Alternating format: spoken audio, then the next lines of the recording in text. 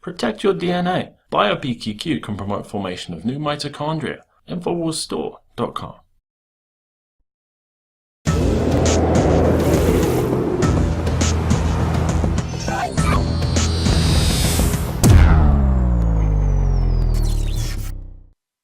Standing in opposition to medical dictates from the government. And we see many state issues in both Oregon and California and other places on the East Coast where they're saying, we're going to remove the personal belief exemption and we're going to mandate vaccines. Now, understand when they use that terminology, they're talking about informed consent. They're saying, this is your personal belief. This is your faith. It's not based on any facts or any science. No, actually, it is. We have some real reasons to be concerned about that.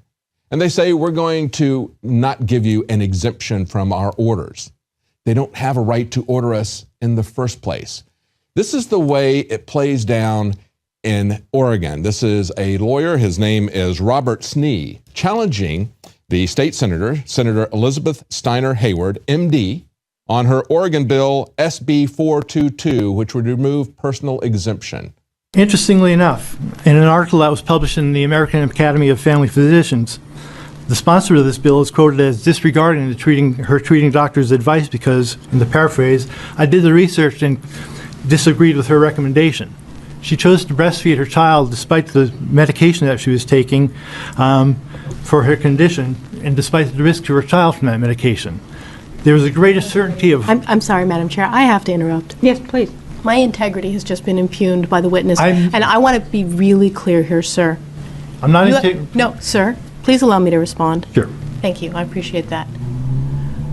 My doctor at that time was responding, in fact, to drug company paranoia because they'd never tested it in pregnant and breastfeeding women. I called the national expert on drugs and lactation from the University of Texas and asked him personally to clarify that interferons did not transfer from breast milk, from the mother's tissue, into breast milk before I made that decision for my child.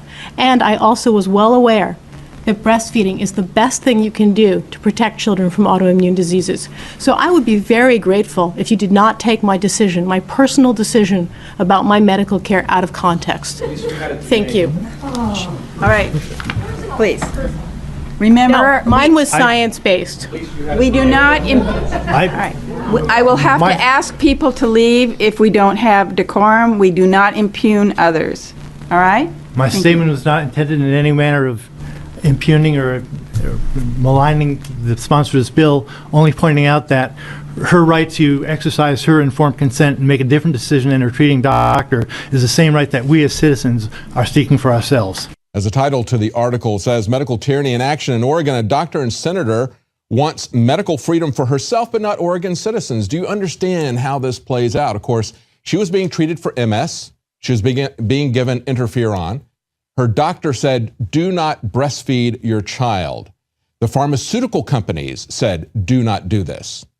But she did some research and she talked to someone at the University of Texas who gave her a second opinion, a different opinion, and she exercised her personal right to make that decision about whether or not she wanted to do that. And I think it's very interesting that she doesn't want to allow us to have that freedom. And that's what he was calling her out on. That's the hypocrisy of this. He said something else that we should all remember. And of course, we've seen this quoted many times when people talk about medical tyranny. In his comments to the panel there, he quoted Dr. Benjamin Rush, one of the signers of the Declaration of Independence, who has warned us about medical tyranny, how it would come. He said, the Constitution of this republic, as they were trying to create the Constitution, he said, here's something we need to put into it. He said, the Constitution of this republic should make special provision for medical freedom. To restrict the art of healing to one class will constitute the Bastille of medical science. And of course, that one class is the AMA. All such laws are un-American and despotic. Unless we put medical freedom into the Constitution, the time will come when medicine will organize into an undercover dictatorship and force people who wish doctors and treatments of their own choice to submit to only what the dictating outfit offers.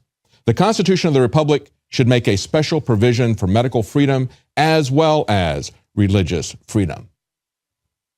Exactly. That was a defect in the Constitution, but it was fixed in the Bill of Rights. It was fixed by Amendment number 9 that says just because we don't mention medical freedom, we are not relinquishing those rights to the government. Unless we explicitly give those rights to the government, it's what 10 says, they don't have those rights. Unless they're delegated to them by the states and by the people, the Constitution doesn't have those rights. Now they have turned that exactly upside down, saying that they have power to do anything and everything they want unless they're expressly forbidden. But even express prohibition of government activity does not stop them. That's where we stand today. We need to understand that even though the federal government, the feral bureaucracies, who are now wild, no longer think that there's any restrictions on them, they no longer have any legal authority. That's what we need to understand. We need to understand that this is not about neutrality. This is about liberty. People don't understand net neutrality, and they certainly don't understand and value liberty anymore. That's our responsibility to bring that message to the people of America. Stay with us right after the break. We have an interview. Rob Dew is going to be talking to the author of Hidden History, Donald Jeffries. It's one of the books that we sell at Infowars.com. Stay with us. We'll be right back.